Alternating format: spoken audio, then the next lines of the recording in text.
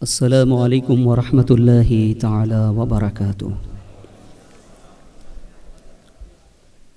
نحمده ونصلی ونسلم علی رسوله الکریم، اما بعد فاعوذ باللہ من الشیطان الرجیم، بسم اللہ الرحمن الرحیم۔ كتبنا على بني إسرائيل أنه من قتل نفسا بغير نفس أو فساد في الأرض فكأنما قتل الناس جميعا ومن أحياها فكأنما أحيا الناس جميعا صدق الله العلي العظيم وبلغنا رسوله النبي الأمين الكريم ونحن على ذلك لمن الشاهدين والشاكرين والحمد لله رب العالمين۔ قال النبي صلى الله عليه وسلم: لا يؤمن أحدكم حتى أكون أحب إليه من والده وولده والناس أجمعين، صدق رسول الله صلى الله عليه وسلم۔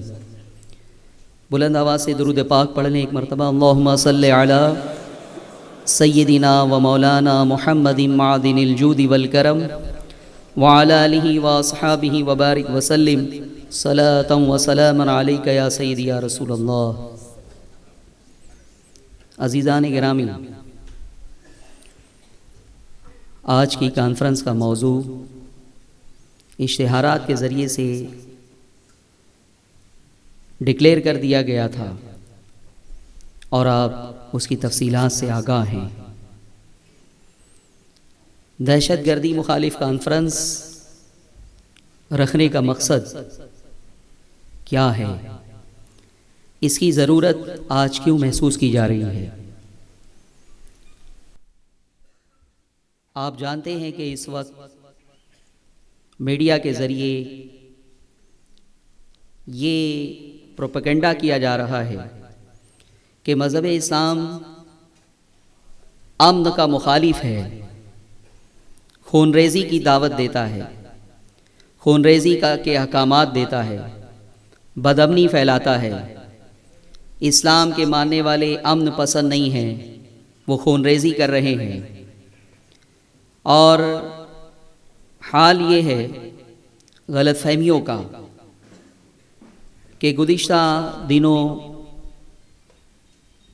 ایک لیڈر نے یہاں تک کہہ دیا معاذ اللہ کہ اسلام امن کے لیے خطرہ ہے، اور جب تک دنیا میں اسلام رہے گا امن قائم نہیں ہو سکتا۔ اور اس کے بعد اس نے کہا کہ اسلام امن کے لیے ایک بم ہے معاذ اللہ۔ اب آپ اندازہ کریں کہ وہ مذہب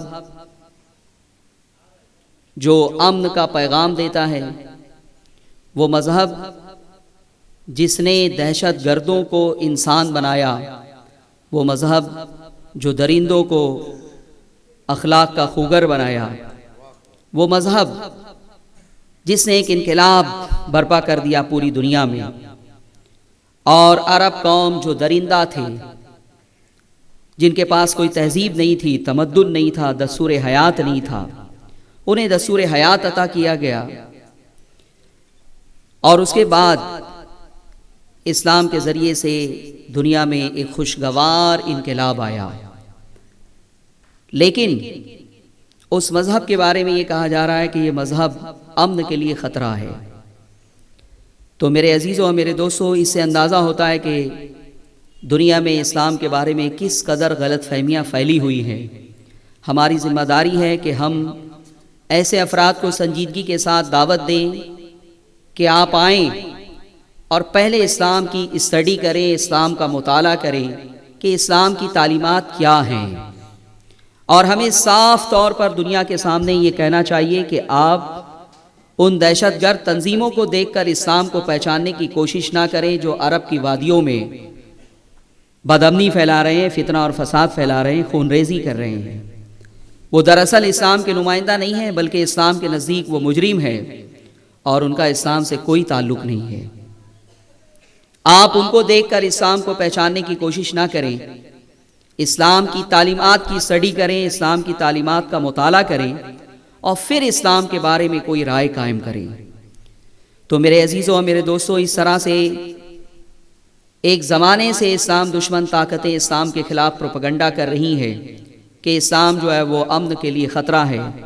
کبھی یہ کہا جاتا ہے کہ یہ تو تلوار کے زور سے پھیلا ہے، یہ تلوار کے زور سے پھیلا ہے، یہ پروپیگنڈا آج سے نہیں صدیوں سے کیا جا رہا ہے۔ مستشرقین یورپ اور اہل کلیسا اہل کعبہ کو بدنام کرنے کے لیے یہ پروپیگنڈا ایک زمانے سے کر رہے ہیں، لیکن آج میں برادران وطن کو یہ پیغام دینا چاہوں گا کہ وہ آئیں اور دیکھیں کہ اسلام کی تعلیمات کیا ہیں۔ اسلام جو ہے وہ انسانیت اور انسان نواز مذہب ہے، اس کی تعلیمات امن کی ضمانت ہیں۔ ایسا نہیں ہے کہ اسلام یہ کہتا ہے کہ جو غیر مسلم ہو اسے کاٹ دو، مار دو، ختم کر دو۔ جو اسلام کا ماننے والا ہے صرف جینے کا حق اسی کو ہے، دوسرے مذہب کے ماننے والوں کو جینے کا حق نہیں ہے۔ ایسا نہیں ہے۔ اسلام ایک ایک کے حقوق بیان کرتا ہے کہ تمہیں یہودیوں کے ساتھ کیسے رہنا ہے، عیسائیوں کے ساتھ کیسے رہنا ہے، ہندوؤں کے ساتھ کیسے رہنا ہے، سکھوں کے ساتھ کیسے رہنا ہے، بدھسٹ کے ساتھ کیسے رہنا ہے۔ دنیا کے جتنے مذاہب ہیں اسلام کے علاوہ، سب کے ساتھ رواداری اور سب کی رعایت کس طرح سے اسلام میں کی گئی ہے، مجھے آج یہی بتانا ہے۔ اور پھر اس کے بعد وہ دہشت گرد تنظیمیں جو دنیا میں بدامنی پھیلا رہی ہیں، جو اسلام کی بدنامی کا سبب بنی ہوئی ہیں، ان تمام دہشت گرد تنظیموں کی شرعی حیثیت کیا ہے میں وہ بھی بتاؤں گا، تاکہ یہ استحجاب دور ہو سکے کہ جب مذہب اسلام اتنا امن پسند ہے اور اپنے دامن میں ایسی مقدس تعلیمات رکھتا ہے تو پھر اس کے ماننے والے ایسا کیوں کر رہے ہیں۔ تو الحمدللہ دنیا میں 130 کروڑ مسلمان ہیں، وہ سب کے سب بدامنی نہیں پھیلا رہے ہیں، فتنہ و فساد نہیں پھیلا رہے ہیں۔ پوری دنیا میں مسلمان امن و سکون سے جی رہے ہیں اور دوسروں کو جینے دے رہے ہیں۔ یہ تو کچھ لوگ ہیں داڑھی ٹوپی والے ملا جو یہ کام کر رہے ہیں، لیکن یہ اللہ کی طرف سے ایک انتظام ہے کہ ہمیں جو ہے وہ اپنی طرف سے کوئی جواب دینے کی ضرورت نہیں ہے۔ پیغمبر عرب محمد عربی صلی اللہ علیہ وسلم نے خود ان کی حیثیت اور ان کے بارے میں احکامات 14 صدی پہلے عطا فرما دیے۔ میں آخر میں جو ہے وہ اس پر بھی آؤں گا، لیکن سب سے پہلے تو میں بتانا چاہوں گا کہ اسلام کیا یہ چاہتا ہے کہ جو اسلام کو ماننے والا نہیں ہے اسے قتل کر دیا جائے، مار دیا جائے، ختم کر دیا جائے، ان کے وجود کو مٹا دیا جائے؟ نہیں، اسلام کا تو حال یہ ہے کہ میدان جنگ جہاں پہ مارنے اور کاٹنے کے لیے ہی دو قومیں اترتی ہیں یا دو مذہب کے لوگ میدان جہاد میں اترتے ہیں کہ سامنے والے کے وجود کو ختم کر دیں گے، مٹا دیں گے، قتل کر دیں گے، لیکن اسلام میدان جنگ میں بھی امن کی تعلیم دیتا ہے، رحم دلی کے اصول سکھاتا ہے، اور اسلام نے سب سے پہلے یہ تصور پیش کیا کہ میدان جنگ میں بھی انسانوں کا احترام کس طرح سے کیا جائے گا۔ اس سے پہلے دنیا اس تصور سے عاری تھی، کوئی تصور ہی نہیں تھا۔ دنیا کا حال یہ تھا کہ جب وہ میدان جنگ میں اترتے تھے تو دشمن کو مارتے تھے، کاٹتے تھے، خاک و خون میں تڑپاتے تھے۔ جب انہیں فتح مل جایا کرتی تھی تو اس کے بعد وہ فاتح کی حیثیت سے جب کسی ملک میں داخل ہوتے تھے تو ان کا حال یہ ہوتا تھا کہ وہ پھر عورتوں کی عصمتیں لوٹتے تھے، بے قصور لوگوں کو قتل کرتے تھے، بے قصور لوگوں کو مارتے تھے، ان کی کھیتیاں تباہ کرتے تھے، ان کی عبادت گاہیں توڑ دیا کرتے تھے۔ اسلام اگر یہی مذہب ہوتا جس کا پروپیگنڈا آج جو ہے وہ باطل قوتیں کر رہی ہیں، تو اس روش پر مجاہدین اسلام بھی قائم رہتے، پیغمبر عرب بھی وہی کرتے کہ دنیا یہی کر رہی ہے اس لیے ہمیں بھی یہی کرنا ہے۔ لیکن قربان جائیں اسلام کی مقدس تعلیمات پر، پیغمبر عرب نے انسانوں کو قتل و غارت گری سے بچا لیا ہے، میدان جنگ میں بھی اصول دیا یہ کہا گیا کہ جب تم فاتح کی حیثیت سے کسی ملک میں داخل ہوگے تو پھر قانون کیا ہوگا، تمہیں کرنا کیا ہے. تم اگر اس نبی کا کلمہ پڑھتے ہو تو اس نبی کی تعلیمات کو بھی فالو کرنا ہوگا میدان جنگ میں بھی. اور قرآن عظیم نے فرمایا کہ من قتل نفسا بغیر نفس او فساد فی الارض فکأنما قتل الناس جميعا. یہ ایک عظیم قانون ہے. ہمیں برادران وطن کو بتانا چاہیے کہ قرآن پڑھیے. قرآن کہہ رہا ہے کہ جس نے من قتل نفسا بغیر نفس او فساد فی الارض، قرآن جو ہے وہ دو چیزوں کا استثناء کر رہا ہے کہ اگر کسی نے کسی کو قتل کیا جبکہ جسے قتل کیا ہے اس نے کسی کا قتل نہیں کیا اور اس نے زمین پر فساد نہیں پھیلایا. یہ دو باتیں بیان کی جا رہی ہے کہ کسی نے کسی کا قتل نہیں کیا ہے اور زمین پر فساد نہیں پھیلایا ہے. ایسے انسان کو اگر کسی نے قتل کر دیا تو قرآن فرماتا ہے فَكَأَنَّمَا قَتَلَ النَّاسَ جَمِيعًا، کہ گویا اس نے سارے انسانوں کو قتل کر دیا، سارے انسانوں کو قتل کر دیا. یہ اسلام کا قانون ہے. یہ یہاں پہ مسلمانوں کی صرف تخصیص نہیں کی گئی ہے، مطلق قرآن عظیم میں بیان کیا من قتل نفسا بغیر نفس او فساد فی الارض فکأنما قتل الناس جميعا. ایک انسان کے قتل کو، ایک بے قصور انسان کے قتل کو قرآن نے پوری انسانیت کا قتل قرار دیا ہے. یہ قانون کیوں دیا گیا؟ یہ اسی لیے دیا گیا ہے کہ لوگ قتل اور غارت گری سے دور رہیں، قرآن کے ماننے والے یہ کام نہ کریں.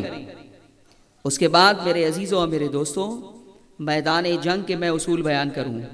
یہ میدان جنگ کے اصول اس لیے بیان کرنا چاہتا ہوں کہ یہاں تو اترتا ہی انسان تلوار لے کر ہے، یہاں اترتا ہی اپنے دشمن کے وجود کو مٹانے کے لیے. پچھلی قوم کیا کیا کرتی تھی جنگ میں، اور اسلام نے پھر کس طرح سے اس کلچر کو ختم کیا ہے، ظلم کے اس نظام کو ختم کیا ہے. آقا علیہ الصلوۃ والسلام نے اس کے اصول بیان کیے. یہ اصول جو میں بیان کر رہا ہوں یہ بہت سارے اصول قرآن میں ہیں، بہت سارے اصول حدیثوں میں ہیں. میں صرف جو ہے وہ ریفرنس دے کر گزر جاؤں گا اور اصول اور قانون بیان کر رہا ہوں. ہم یہ نہیں کہتے، یہ تو ایک جو ہے وہ عام رواج ہے، لوگ کہہ دیا کرتے ہیں کہ ہر مذہب امن کی تعلیم دیتا ہے، ہر مذہب جو ہے وہ اپنے ماننے والوں کو جو ہے وہ بھائی چارہ سکھاتا ہے. یہ بات تو بہت آسانی سے کر دی جاتی ہے، لیکن تمام مذہب کے دامن میں ایسی تعلیمات موجود نہیں ہے جو تعلیم اسلام کے پاس موجود ہے. اسلام کا قانون کیا ہے؟ پیغمبر عرب فرماتے ہیں کہ جب تم میدان جنگ میں اترو تو اس کے اصول بیان کیے گئے. پہلے تو حضور علیہ الصلوۃ والسلام نے فرمایا کہ جہاں تک ہو سکے جنگ ٹلتی ہو تو ٹال دی جائے، اور اس کے بعد اگر مجبوراً جنگ کرنا پڑے تو میدان جنگ میں اترنے کے بعد بھی حدیثوں میں قانون یہ بیان کیا گیا ہے کہ تم اپنی طرف سے پہل نہیں کرو گے. میدان جنگ میں اترنے کے بعد بھی مجاہدین اسلام کی ذمہ داری ہے کہ وہ یہ دیکھنے کی کوشش کریں کہ مصالحت کی کوئی راہ نکل سکتی ہے، قتل و خون ریزی سے جو ہے وہ ہم بچ جائیں، تلوار اٹھانے سے ہم بچ جائیں، اس کی کوئی راہ نکل سکتی ہے. اگر صلح کی، مصالحت کی راہ نکل سکتی ہو تو قانون اسلام کا یہ ہے کہ پہلے اسے فالو کیا جائے اور بغیر قتل و غارت گری کے، حرب و ضرب کے یہ کوشش کی جائے کہ جنگ نہ ہو. اب جب جنگ ہونے لگے، جنگ شروع ہو جائے، جنگ کی ابتدا ہو جائے تو پھر دوسری قومیں وحشی بن جاتی تھی. لیکن اسلام نے قانون دیا کہ تم میدان جنگ میں تلوار صرف اسی کے اوپر اٹھاؤ گے، ہتھیار صرف اسی کے اوپر اٹھاؤ گے جو تمہارے سامنے ہتھیار لے کر آیا ہے، جو تمہارے سامنے مقاتل بن کر آیا ہے، تمہیں قتل کرنے کے لیے آیا ہے. صرف جو ہے وہ مقابلہ کس سے ہوگا؟ مقاتل سے، مقابل سے. جو تمہارے سامنے ہتھیار لے کر آیا ہے صرف تم اس کے اوپر ہتھیار اٹھاؤ گے. اس کے بعد قرآن نے، رسول اکرم صلی اللہ علیہ وسلم نے استثناء فرما دیا کہ اب یہاں تک فرمایا کہ اگر میدان جنگ میں مقاتل کے لیے تمہیں تلوار اٹھانا ہے، اگر تمہارا مقاتل، تمہارا مقابل ہتھیار ڈال دے، دوران جنگ سرنڈر ہو جائے، وہ صلح کرنا چاہے، تو فرمایا گیا کہ اب تم اس کے اوپر تلوار نہیں اٹھاؤ گے. اب تمہاری کوشش یہ ہوگی کہ صلح وہ کرنا چاہتا ہے، اب جو ہے وہ اس کے اوپر ہتھیار اٹھانا منع کر دیا گیا ہے. پھر اس کے بعد میرے عزیزوں اور میرے دوستوں، اگر وہ مقاتل ہے تو اس سے لڑنے کی تو اجازت ہوگی. پھر فرمایا کہ جو بچے ہوں فوج میں ان کے اوپر حملہ نہیں کیا جائے گا، جو عورتیں ہوں فوج میں ان کے اوپر حملہ نہیں کیا جائے گا، جو بوڑھے ہوں ان کے اوپر حملہ نہیں کیا جائے گا، جو لڑتے لڑتے زخمی ہو کے گر گئے ہوں، کرا رہے ہوں، زخمی ہوں، تڑپ رہے ہوں، ان کے اوپر حملہ نہیں کیا جائے گا.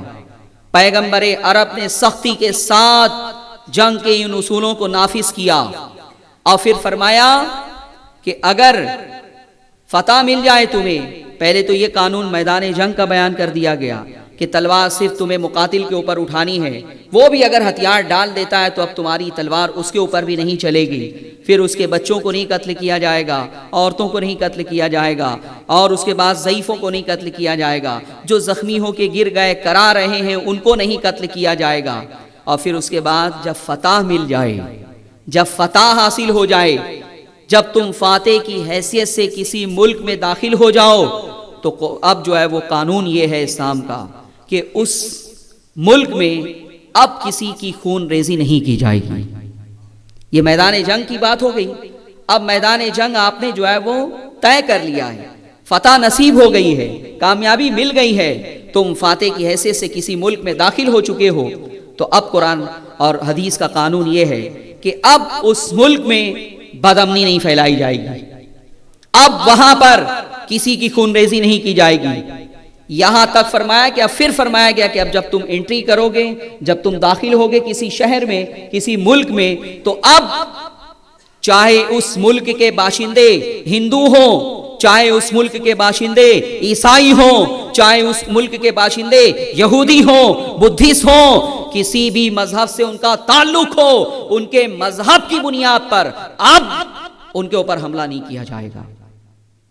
یہاں تک فرمایا کہ اس ملک کی جو مندر ہوں، کلیسا ہوں، دوسرے مذہب کی جو مندر ہوں اور عبادت گاہیں ہوں، ان کو توڑا نہیں جائے گا، ان کو توڑا نہیں جائے گا. ان مندروں میں جو پجاری ہوں انہیں قتل نہیں کیا جائے گا، کلیسا میں جو راہب ہوں انہیں قتل نہیں کیا جائے گا. یہ ہے اصول، یہ ہے قانون. تم جو کہتے ہو اگر وہ بات صحیح ہے کہ اسلام قتل و غارت گری کا مذہب ہے، تو میں پوچھنا چاہتا ہوں کہ بتاؤ میدان جنگ میں اور فتح حاصل کرنے کے بعد یہ اصول اسلام کیوں دے رہا ہے کہ تم اس کو قتل نہیں کر سکتے، اس کو قتل نہیں کر سکتے، یہ نہیں کر سکتے اور وہ نہیں کر سکتے؟ یہ اس بات کی علامت ہے کہ اسلام انسانوں کا احترام سکھاتا ہے کہ خون خون ہے چاہے وہ کسی کا بھی ہو. اور اس کے بعد میرے عزیزوں اور میرے دوستوں، اس ملک میں داخل ہو گئے، راستہ تنگ کرنا یہ بھی منع ہے. خود آقا علیہ الصلوۃ والسلام ایک غزوے میں تھے، فتح حاصل ہونے کے بعد آپ نے دیکھا کہ مجاہدین اسلام کہیں پہ جمع ہے اور راستہ وہاں پہ روک رکھا ہے، تنگ کر دیا ہے. آپ نے پوچھا کہ وہاں پہ یہ بھیڑ کیوں جمع ہے؟ لوگوں نے بتایا کہ کچھ لوگوں نے بس راستہ جام کر دیا ہے. فرمایا کہ نہیں، ان سے کہو کہ وہ راستہ نہ جام کریں، ان سے کہو کہ وہ کسی عورت کے اوپر جو ہے وہ انگلی نہ اٹھائیں، ان سے کہو کہ وہ کسی کے اوپر بھی جو ہے وہ کوئی ظلم اور زیادتی نہ کریں. اگر وہ ایسا کریں گے تو اللہ کی بارگاہ میں جواب دہ ہوں گے. یہ اسلام کا قانون ہے. خون ریزی کا مذہب ہے تو یہ رعایت کیوں کی جا رہی ہے؟ اس کے بعد میرے عزیزوں اور میرے دوستوں، عربوں کا حال یہ تھا، عربوں کا حال کہ وہ میدان جنگ میں کسی اصول کے پابند نہیں تھے. ان کے اوپر ایک جنون سوار ہوتا تھا کہ بس دشمن کو کاٹو، مارو، ختم کرو، اس کے وجود کو مٹا دو.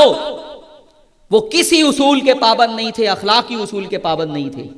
پھر کیا ہوا؟ عرب یہ کرتے تھے کہ اگر کسی سے دشمنی ہے اور میدان جنگ میں انہوں نے اسے قتل کر دیا ہے، قتل کر دیا، جان نکل گئی، اب اس کی ڈیتھ ہو گئی، وہ مر گیا، لیکن وہ اب کیا کرتے تھے؟ اسے قتل کر دینے کے بعد موت کے گھاٹ اتار دینے کے بعد بھی ان کے انتقام کی آگ سرد نہیں ہوتی تھی، اور وہ پھر کیا کیا کرتے تھے جانتے ہیں؟ اپنے دشمن کی لاش کو پکڑتے اور اس کی ناک کاٹ دیا کرتے تھے، اپنے دشمن کا کان کاٹ دیا کرتے تھے، اپنے دشمن کی لاش ڈیڈ باڈی لے کر اس کی آنکھوں کو چاقو سے کاٹ کے نکال کے پھینک دیا کرتے تھے۔ اگر اور دشمن انتقام کی آگ جل رہی ہے تو پھر اس کا سینہ چاک کیا کرتے تھے اور اس کے دل گردے کو نکال کے باہر پھینک دیا کرتے تھے، ذلیل کرتے تھے۔ کبھی یہ کرتے کہ اس کے کٹے ہوئے سر کو نیزے کے اوپر بلند کرتے تھے۔ پیغمبر عرب نے اس وحشی قوم کو یہ اصول انسانیت سکھائے کہ اگر تم نے ایسا کیا تو تمہارے لیے کرنا حرام ہے اور اللہ کی بارگاہ میں تمہیں جواب دینا ہوگا۔ جبکہ خود آپ کے چچا حضرت امیر حمزہ کے ساتھ میدان احد میں یہ کیا گیا تھا، جنگ احد میں یہ کیا گیا تھا۔ حضرت امیر حمزہ کی آنکھیں نکال لی گئی، کان کاٹ دیے گئے، ناک کاٹ دی گئی، پھر اس کے بعد سینہ جو ہے وہ چاک کیا گیا، توڑا گیا، فسیاں توڑ کے کلیجہ نکالا، اور ہندا نام کی ایک عورت تھی، اس نے اپنے منہ سے اسے چبانے کی کوشش کی۔ یہ غیر انسانی فعل ہے۔ اسلام نے میدان جہاد میں پہلے یہ حکم دیا کہ تم صرف مقاتل کے اوپر تلوار اٹھاؤ گے، اور اس کے بعد جب میدان فتح ہو جائے تو اس کے اصول سکھائے، آداب سکھائے، اور اس کے بعد اسے کہا جاتا ہے مسلح کرنا۔ مسلح، میم ثا لام ہا، مسلح۔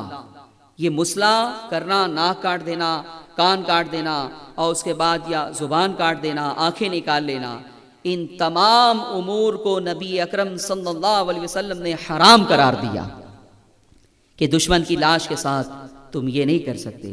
کیوں یہ حکم دیا گیا؟ وہ دشمن تو کافر ہیں، یا یہودی ہیں یا عیسائی ہیں، لیکن یہ حکم کیوں دیا جا رہا ہے؟ صرف اس لیے کہ اسلام امن کا مذہب ہے، اسلام انسان نواز ہے، اسلام خون کا احترام کرنے والا مذہب ہے۔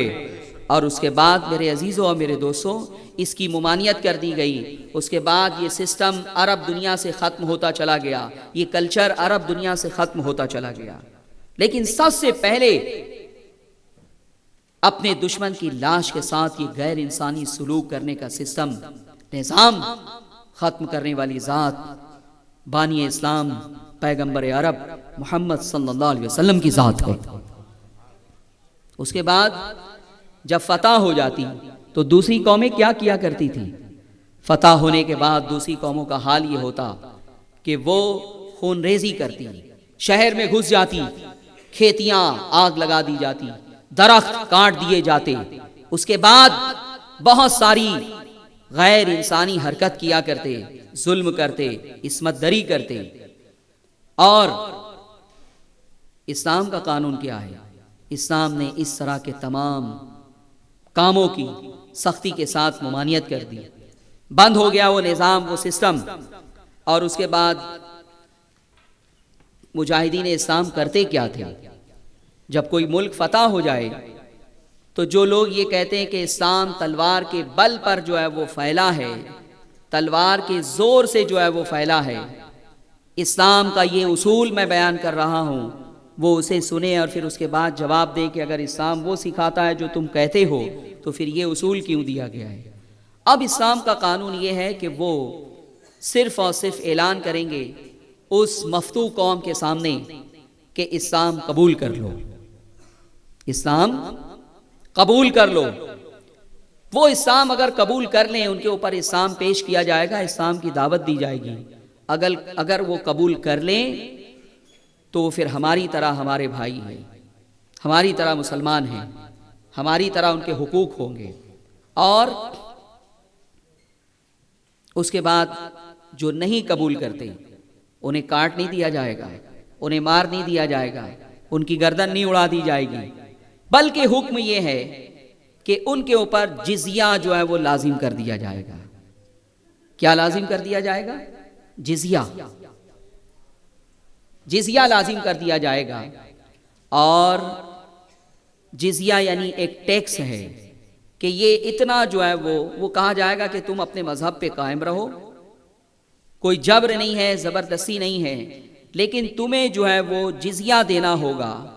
اور جزیہ ایک ٹیکس ہے، وہ بھی کس کے اوپر؟ صرف اس کے اوپر جو ہٹا کٹا نوجوان ہو، جو کماتا ہو۔ بوڑھوں کے اوپر جزیہ لازم نہیں ہوتا، بچوں کے اوپر جزیہ کے احکامات نہیں ہیں، اس کے بعد عورتوں سے جزیہ نہیں لیا جائے گا۔ جو نوجوان ہو لیکن اپاہج ہو، کما نہیں سکتا ہو، بے روزگار ہو، اس کے اوپر اس سے جزیہ نہیں لیا جائے گا۔ اور پھر یہ جزیہ، یہ ٹیکس جو لیا جائے گا غیر مسلموں سے، وہ بھی فیصد نہیں ہے کہ ہر شخص کو 20% دینا ہوگا، 30% دینا ہوگا، نہیں، بلکہ یہ دیکھا جائے گا کہ وہ کام کیا کرتا ہے، کماتا کتنا ہے، کمانے کے بعد اسے کتنا بچتا ہے، اس کے پیشے کے اعتبار سے، اس کے پیشے کا لحاظ کرتے ہوئے اس کے اوپر جو ہے وہ جزیہ اور ٹیکس عائد کیا جائے گا۔ اب آپ مجھے بتائیں کہ اگر اسلام ظلم کا مذہب ہے تو یہ رعایت کیوں دی جا رہی ہے؟ یہ کیوں کہا جا رہا ہے کہ صرف جزیہ ایک مرد کے اوپر جو مقاتل ہو، جو جنگ کر سکتا ہو، اس کے اوپر جو ہے وہ لازم ہے؟ اور پھر آپ سوچ رہے ہوں گے کہ جزیہ کیوں لازم کیا گیا؟ تو جزیہ اس لیے لازم کیا گیا ہے کہ اس ٹیکس کے بدلے میں اب اسلامی سلطنت ان غیر مسلموں کے ساتھ کیا کرے گی؟ ان غیر مسلموں کی عزت، آبرو، جان، مال اور ان کی عبادت گاہیں، ان تمام چیزوں کی حفاظت، ان تمام چیزوں کا تحفظ اسلامی حکومت اپنے ذمہ لیتی ہے، اپنے ذمہ لیتی ہے۔ ہمارے اسلاف نے یہ کر کے دکھایا ہے۔ کئی ممالک میں وہ فاتح کی حیثیت سے داخل ہوئے، کوئی ظلم نہیں کیا گیا۔ فتح حاصل کرنے کے بعد ان کے سامنے ایک آپشن رکھا گیا کہ اسلام قبول کرتے ہو؟ اس لیے کہ پیغمبر عرب کی تعلیم یہی ہے، اگر وہ قبول کر لیں تو ٹھیک ہے، نہیں قبول کرتے تو ان سے جزیہ لیا جائے گا۔ وہ بھی کس سے لیا جائے گا، کتنا لیا جائے گا، اس کی تفصیل بھی میں نے آپ کے سامنے بیان کر دی۔ اس تفصیل کو دیکھ کر بھی اندازہ ہوتا ہے کہ اسلام کتنا انسانیت نواز مذہب ہے، کتنا انسانیت نواز مذہب ہے۔ اور اس کے بعد میرے عزیزوں اور میرے دوستوں، یہ جو جزیہ ہے، اس کے بدلے میں اب ان کو حقوق کیا حاصل ہوتے ہیں، انہیں حقوق کیا حاصل ہوتے ہیں، آپ سنیں گے تو حیرت زدہ رہ جائیں گے۔ تمام مسلمان ان تمام باتوں کو لوہے دل پر نقش کر لیں، یاد کر لیں، غیر مسلموں کو بتائیں کہ یہ ہے اسلام کی تعلیم، تم کہاں بھٹک رہے ہو۔ اب جو قوم مفتوح ہونے کے بعد اسلام کو جزیہ دینے والی بن گئی تو وہ ذمی ہے، ذمی کیا ہے؟ ذمی ہے۔ اب ان کی جان، مال، عزت، آبرو، ان تمام چیزوں کی حفاظت اسلامی حکومت کی ذمہ داری ہوگی۔ ان کی مندروں کو، کلیساؤں کو، عبادت گاہوں کو توڑا نہیں جائے گا، مسمار نہیں کیا جائے گا۔ تم نے ایک بابری مسجد کو شہید کر دیا، دیکھی نہیں گئی بابری مسجد؟ اگر اسلامی حکومت ہوتی تو اس ملک کے ہر مندر کی حفاظت اسلامی حکومت کرتی۔ یہ اصول ہے، یہ ضابطہ ہے۔ اور اس کے بعد میرے عزیزوں اور میرے دوستوں، یہ جو جزیے کا قانون ہے، آپ کو حیرت ہوگی کہ ملک شام میں جب مسلمان فاتح کی حیثیت سے داخل ہوئے تو لوگوں نے جو جزیہ دینے کا اقرار کر لیا، انہیں جو ہے وہ امان دے دی گئی، جزیہ لے کے انہیں جو ہے وہ امن دے دیا گیا۔ اس کے بعد ایک موقع ایسا آیا ملک شام میں کہ بہت سارے عیسائی مل کر ایک متحدہ پلیٹ فارم بناتے ہیں اور مجاہدین اسلام کے اوپر حملے کی تیاری کرتے ہیں۔ جب اس لشکر کی، اس تیاری کا علم مجاہدین اسلام کو ہوا تو وہاں پہ اعلان کیا گیا کہ یہ بہت بڑی جنگ ہونے والی ہے، تمام مسلم نوجوان اس کی تیاری میں لگے ہوئے ہیں، سب کو جو ہے وہ اس جنگ میں حصہ لینا ہے، اس جہاد میں حصہ لینا ہے۔ اور یہ جو سال گزرے گا بڑا نازک سال ہوگا، بڑا نازک دور ہوگا، تو جو جزیہ ہم نے لیا ہے وہ جزیہ ہم آپ کا واپس کر رہے ہیں۔ اس طرح سے عیسائی قوم تھی، لاکھوں دینار لاکھوں درہم جو ان سے وصول کیے گئے تھے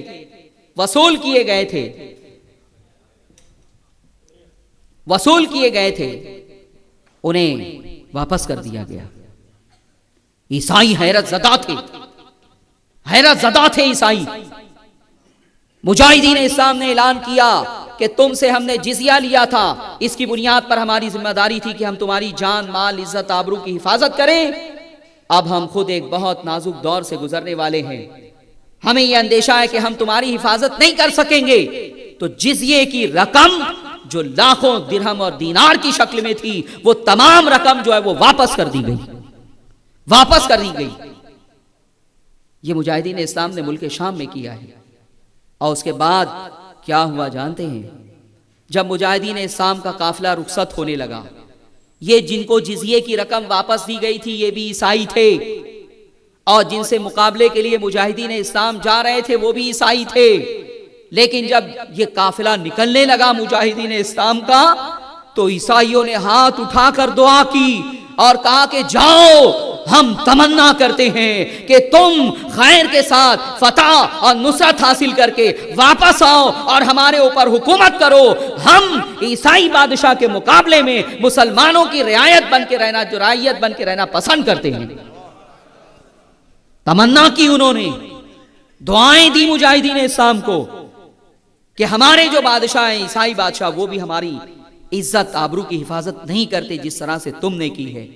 تم عیسائی نہیں ہو، تم مسلمان ہو، لیکن تمہارے مذہب کے اصول کے اوپر قربان کہ تمہارے مذہب کا اصول یہ ہے کہ تم ہماری جان مال عزت آبرو کی حفاظت کر رہے ہو، اور ہمارا حال یہ ہے کہ عیسائی بادشاہ ہوتا ہے تو اس کا حال یہ ہوتا ہے کہ وہ ظلم کرتا ہے، وہ ٹیکس وصولتا ہے، اور عیسائیوں کے گھر میں اگر کوئی خوبصورت لڑکی ہو اور نظر پڑ جائے بادشاہ کی یا بادشاہ کے کارندوں کی تو اسے اٹھا کے بادشاہ اپنے حرم کی زینت بنا لیتا ہے۔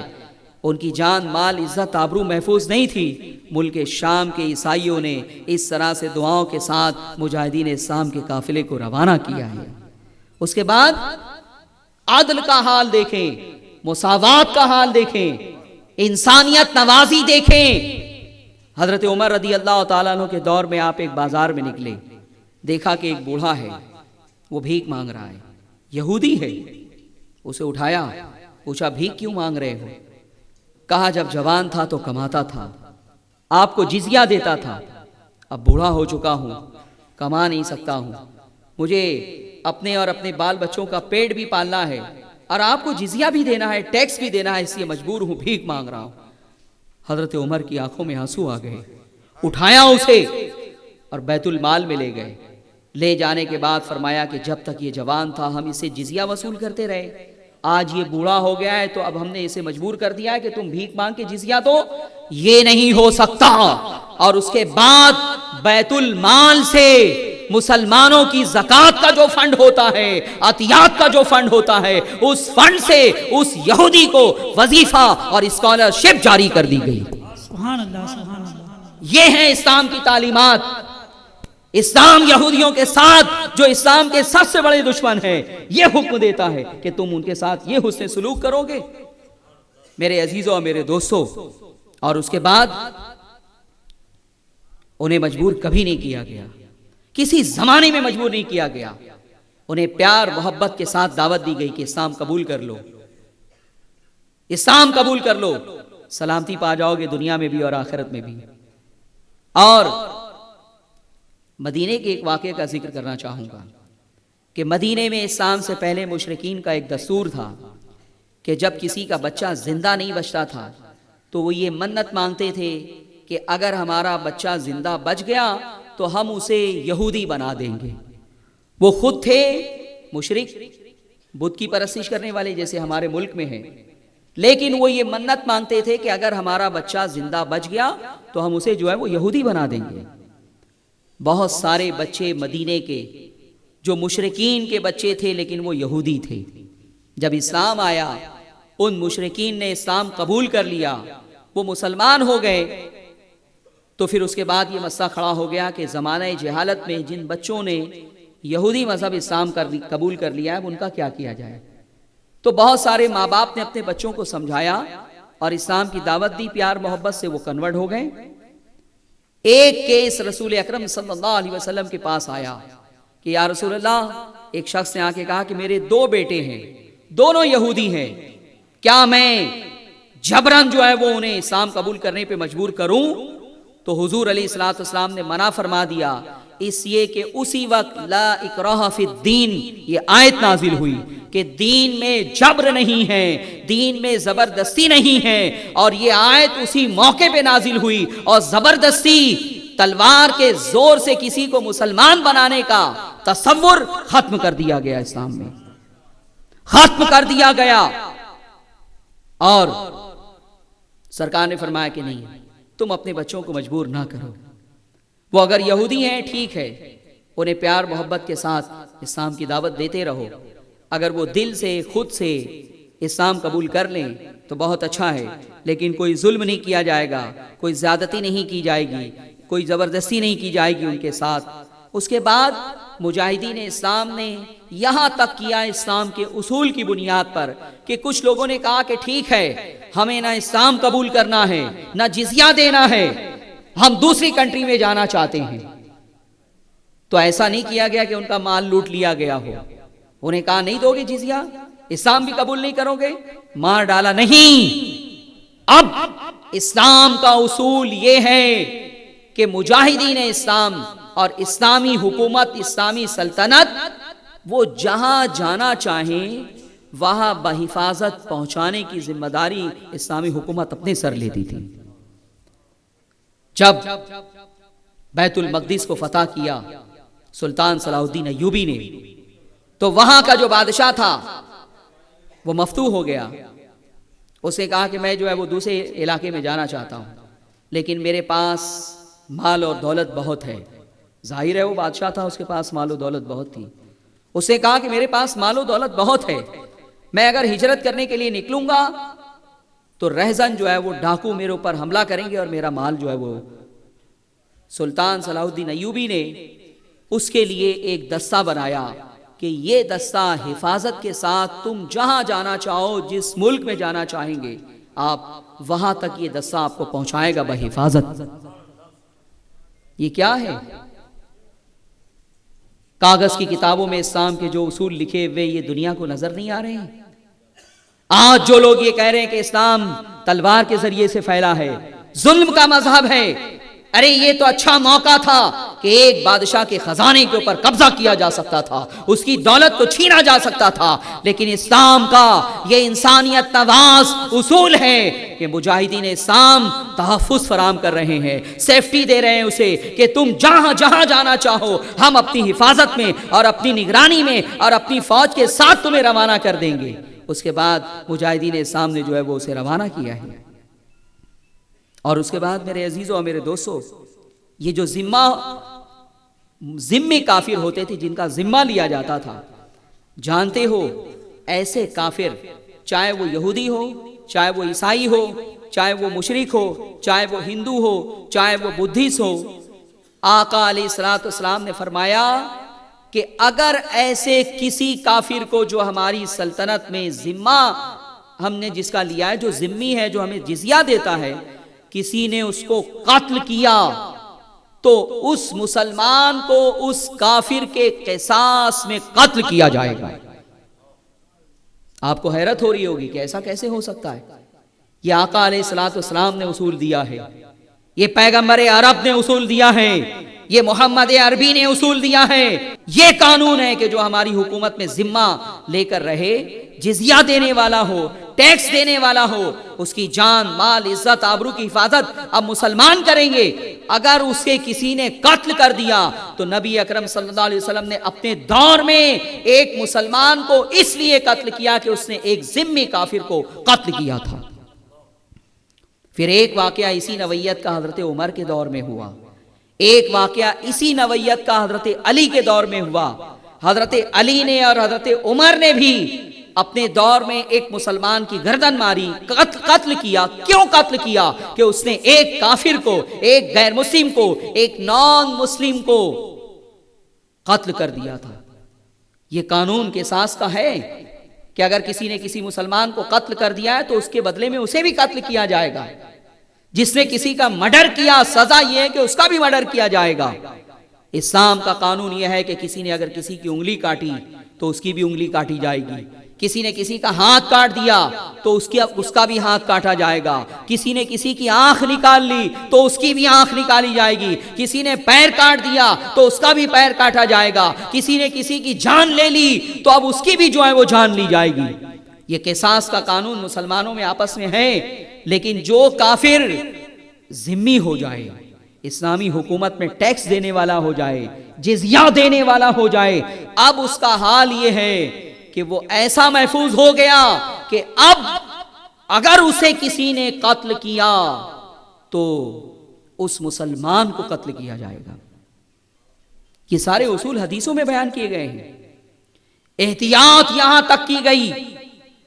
حضرت عمر رضی اللہ تعالیٰ عنہ بیت القدس میں داخل ہوئے فاتح کی حیثیت سے. بلا حرب و ضرب وہ فتح ہوا تھا، ایک قطرہ بھی خون نہیں بہا تھا. پھر اس کے بعد پادریوں کے ساتھ مصالحت ہوئی اور آپ نے ان کو امان لکھ کر دی کہ عیسائیوں، تمہاری جان، مال، عزت، آبرو سب محفوظ ہے، تمہاری عبادت گاہوں کو توڑا نہیں جائے گا. اس طرح سے امان لکھ کر دی. وہ بڑے مطمئن ہوئے. اس کے بعد پادری جو ہے وہ حضرت عمر کو کچھ اپنے کلیسا وغیرہ دکھانے کے لیے لے گیا. ایک کلیسا میں لے گیا، وہاں نماز کا وقت ہو گیا. حضرت عمر نے کہا کہ ہمارا نماز کا وقت ہو گیا ہے، مجھے نماز ادا کرنی ہے.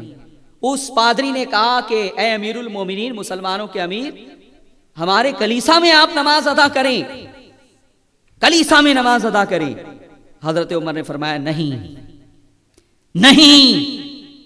آج اگر عمر یہاں نماز ادا کر لے گا تو ہو سکتا ہے آنے والے دنوں میں مسلمان یہ دعویٰ کرنے لگیں کہ یہاں ہمارے امیر المومنین عمر نے جو ہے نماز ادا کی ہے، اس کلیسا کو ہم مسجد میں تبدیل کریں گے. اس لیے حضرت عمر نے فرمایا میں یہاں نماز ادا نہیں کروں گا، آپ نے باہر جا کے نماز ادا کی. یہ احتیاط کون سا مذہب سکھاتا ہے؟ یہ انسانیت نوازی کون سا مذہب سکھا رہا ہے؟ یہ دوسروں کا احترام کون سکھا رہا ہے؟ فتح مکہ کا کردار جو بانی اسلام کا کردار تھا، بڑا عظیم کردار ہے.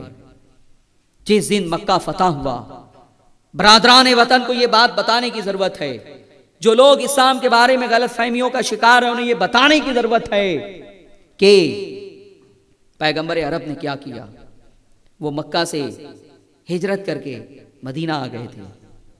اس کے بعد مدینے میں جو ہے وہ اسلام پھیلتا رہا اور وقت آیا کہ مکہ جو ہے وہ انہوں نے فتح کر لیا. جس دن فاتح کی حیثیت سے وہ مکہ میں داخل ہوئے، تمام کفار مشرکین ڈرے سہمے اپنے اپنے گھروں میں گھسے بیٹھے تھے. وہ یہ سمجھ رہے تھے کہ آج محمد عربی انتقام لیں گے، ہم نے ان کو بہت ستایا ہے، ہم نے ان کے اوپر بہت ظلم کیا ہے، ہم نے انہیں اتنا ستایا کہ وہ مجبور ہو گئے مکہ چھوڑنے پر، اور آج وہ انتقام لیں گے. چنانچہ وہ ڈرے سہمے بیٹھے ہوئے تھے. لیکن رحمت عالم صلی اللہ علیہ وسلم نے اعلان کیا کہ جو ابو سفیان کے گھر میں داخل ہو جائے اسے امان دی جاتی ہے. ابو سفیان حیران تھے کہ میں تو سب سے بڑا دشمن ہوں، اس وقت تک وہ ایمان نہیں لائے تھے، میں سب سے بڑا دشمن ہوں محمد عربی کا اور اسلام کا. بلکہ جنگ بدر سے لے کر فتح مکہ تک جتنی جنگیں ہوئی ہیں سب میں کسی نہ کسی طرح سے انوالومنٹ رہا ہے، ہاتھ رہا ہے ابو سفیان کا. ابو سفیان تو یہ سمجھے بیٹھے تھے کہ آج اینٹ سے اینٹ بجا دی جائے گی، آج پیغمبر عرب انتقام لیں گے، آج ہماری گردن اتار دی جائے گی. وہ اپنے اپنے گھروں میں ڈرے سہمے بیٹھے ہوئے تھے. لیکن پیغمبر عرب نے اسی ابو سفیان کو یہ عزت دے دی، یہ مقام دے دیا فرمایا کہ ہمارے وہ دشمن اگر ابو سفیان کے گھر میں داخل ہو جائیں تو ان کے لیے امان ہے۔ پہلے تو لوگوں نے سمجھا کہ شاید یہ کوئی گیم تو نہیں ہے کہ ایک جگہ دشمنوں کو جمع کر دیا جائے پھر اس کے بعد سب کو قتل کر دیا جائے، لیکن انہیں اس بات کا بھی یقین تھا کہ پیغمبر عرب کبھی جھوٹ نہیں بولتے ہیں، یہ بہت اعلیٰ کردار کے مالک ہیں، اس لیے انہیں اطمینان تھا۔ بہت سارے لوگ ابو سفیان کے گھر میں گھس گئے، اور بھی کئی لوگوں کا نام لیا کہ جو فلاں کے گھر میں گھس جائے، جو فلاں کے گھر میں داخل ہو جائے، جو دروازہ بند کر لے، ان تمام لوگوں کو امان ہے۔ ان تمام لوگوں کو رسول اکرم صلی اللہ علیہ وسلم نے واقعی معاف کر دیا۔ بہت سارے لوگ قیدی بنا کے حاضر کیے گئے۔ حضور علیہ الصلوۃ والسلام نے پوچھا کہ بتاؤ آج تمہارے ساتھ کیا کیا جائے؟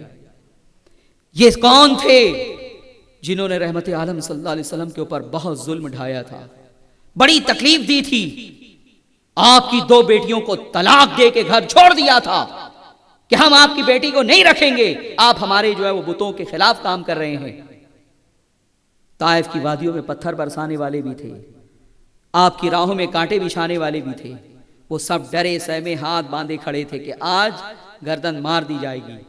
جب حضور علیہ الصلوۃ والسلام نے پوچھا کہ میں آج تمہارے ساتھ کیا کروں، تو انہوں نے بڑے ڈرتے ڈرتے کہا ہوگا کہ آپ تو بڑے کریم ہے، نیک انسان ہے، آپ ہمارے ساتھ بھلائی کریں۔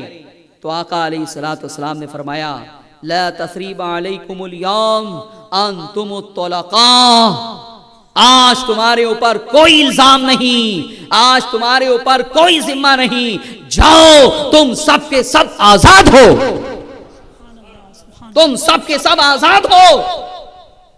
پیغمبر عرب نے اگر خون ریزی کی تعلیم دی ہے، پیغمبر عرب اگر امن کے لیے خطرہ ہے، پیغمبر عرب اگر انسانوں کے احترام کی بات نہیں کرتے، تو میں دنیا سے سوال کرتا ہوں بتاؤ فتح مکہ کے دن یہ جو جس کردار کا مظاہرہ کیا پیغمبر عرب نے، یہ کس بات کی دلالت کرتا ہے؟ وہ دشمن کوئی معمولی دشمن نہیں تھے، ان کی دشمنی کوئی معمولی دشمنی نہیں تھی، اور وہ لوگ بہت ظلم ڈھاتے تھے پیغمبر عرب پر۔ جو اسلام قبول کر لیتا تھا، کیا نبی اکرم صلی اللہ علیہ وسلم کی نگاہوں کے سامنے حضرت بلال پر جو ظلم کیا گیا وہ نہیں تھا؟ آپ کی 2 بیٹیوں کو طلاق دے کے جس انداز میں گھر پہ لا کے چھوڑا گیا، کیا وہ آپ کی نگاہوں کے سامنے نہیں تھا؟ کیا حضرت سمیہ کو جس طرح سے قتل کیا گیا وہ آپ کی نگاہوں کے سامنے نہیں تھا؟ کیا جنگ احد میں جس طرح سے ہندا نے کلیجہ چبایا تھا وہ آپ کی نگاہوں کے سامنے نہیں تھا؟ سب کچھ آپ کی نگاہوں کے سامنے تھا۔ آپ کے چچا کی دردناک شہادت، جب آپ کی نگاہ پڑی آپ کے چچا حضرت امیر حمزہ پر کہ ان کی ناک کاٹ لی گئی ہے، کان کاٹ لیا گیا ہے، آنکھیں نکال لی گئی ہے، سینہ توڑ کے کلیجہ نکال کے چبانے کی کوشش کی گئی ہے، جب آپ کی نگاہ اپنے چچا کے اوپر پڑی تو اس قدر روئے ہیں کہ صحابہ فرماتے ہیں کہ اس سے پہلے ہم نے کبھی رحمت عالم صلی اللہ علیہ وسلم کو اس قدر گریہ و زاری کرتے ہوئے نہیں دیکھا۔ یہ ظلم ڈھایا تھا، زمین چھوڑنی پڑی تھی، ہجرت کرنی پڑی تھی، مکہ چھوڑنا پڑا تھا۔ یہ سب کن کی وجہ سے ہوا تھا؟ ان لوگوں کی وجہ سے جو آپ کے سامنے تھے فتح مکہ کے دن، لیکن سب کو فرما دیا کہ جاؤ میں نے تمہیں معاف کر دیا، میں نے تمہیں معاف کر دیا، اور آج سے تم آزاد ہو۔ پیغمبر عرب کا یہی وہ حسن سلوک تھا جس سے متاثر ہو کر بے شمار لوگ اسلام کے دامن میں داخل ہو گئے، بے شمار لوگ اسلام کے دامن میں داخل ہو گئے۔ اس کے بعد میرے عزیزوں اور میرے دوستوں، آج بچی بچاؤ کا نعرہ حکومت دے رہی ہے کہ بچیوں پر ظلم نہ کرو۔ بچی بچاؤ کا یہ نعرہ جو تم آج دے رہے ہو، پیغمبر عرب نے 14 صدی پہلے دنیا کو دے دیا۔ سبحان اللہ۔ کسے دیا؟ اس قوم کو جو قوم بچیوں کے وجود کو ناپاک سمجھتی تھی، منحوس سمجھتی تھی۔ اگر کسی کے گھر میں بچی پیدا ہو تو اسے گلا دبا کے مار دیا کرتا تھا۔ مکے میں ایک مقام تھا جو 2006 تک محفوظ تھا، ایک برج کے نیچے دو برج بنا دیے گئے تھے، ان دو برج کے درمیان ایک جگہ تھی، وہی وہ جگہ تھی جہاں پہ وہ اپنی ننھی سی بچی پیدا ہوتی تھی، اس کا گلا دبا کے مار دیا جاتا تھا، وہاں لا کے دفن کر دیا جاتا تھا۔ پیغمبر عرب نے اس ظلم سے لوگوں کو روکا، منع کیا، روکا اور جنت کی بشارت دی۔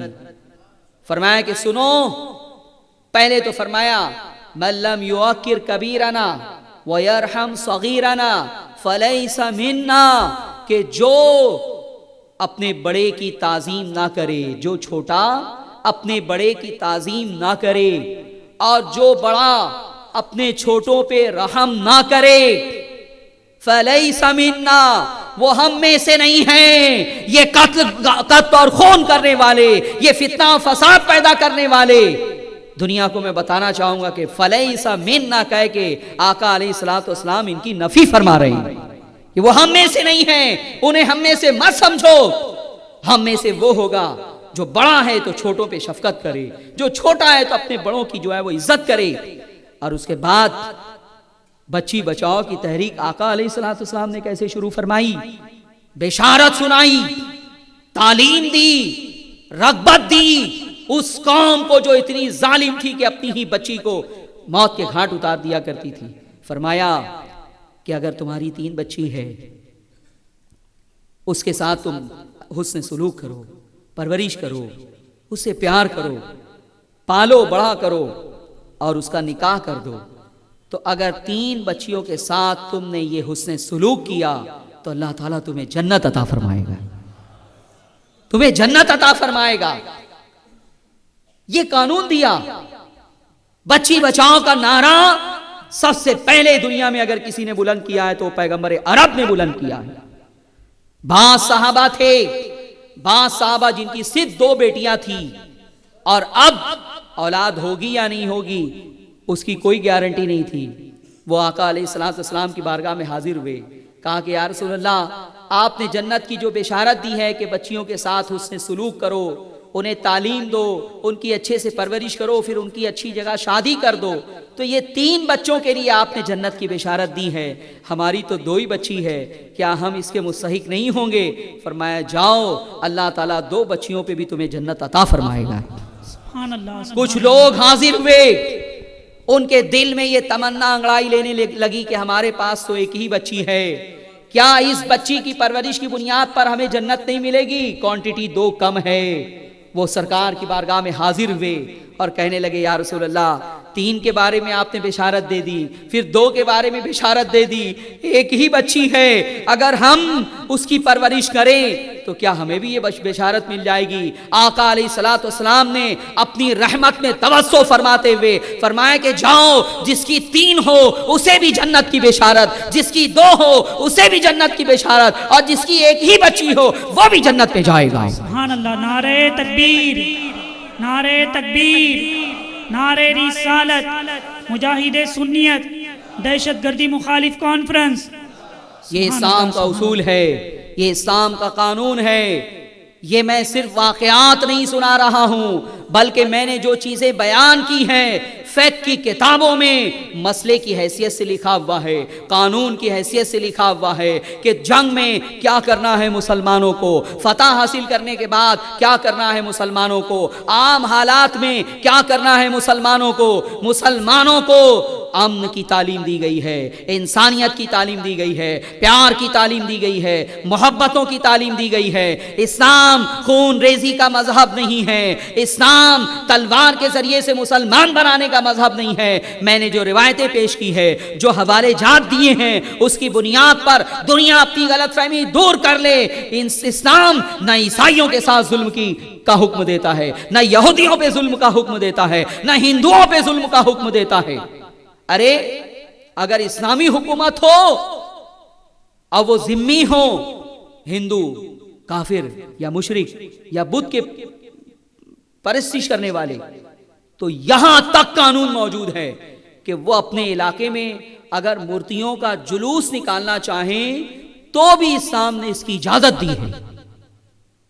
جیسے گنپتی وغیرہ کا جلوس نکلتا ہے، اگر کسی ملک میں یہ قوم ذمے کی حیثیت سے ہو اور وہ اپنے مذہبی تہوار کے موقع پہ مورتیوں کا جلوس نکالنا چاہے تو اسلام کا قانون یہ ہے کہ انہیں اس کی بھی اجازت دی جائے گی.